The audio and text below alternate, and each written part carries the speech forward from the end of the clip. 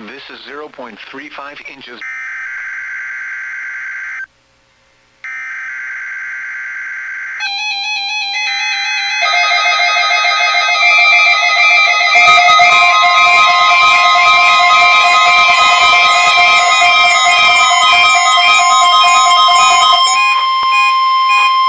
This is a practice test warning message from the National Weather Service as part of Fall Severe Weather Preparedness Day for the state of Georgia. Repeating, this is only a test.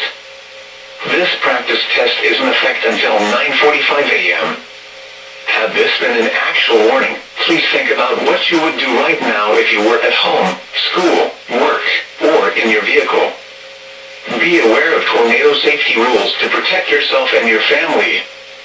This test warning is conducted annually during Fall Severe Weather Preparedness Day to allow schools, businesses, emergency managers, and the public to exercise their tornado safety procedures.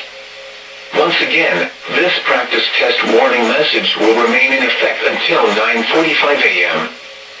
There will be no follow-up statements issued. This concludes the test warning message from the National Weather Service. We now return to our normal weather broadcasting.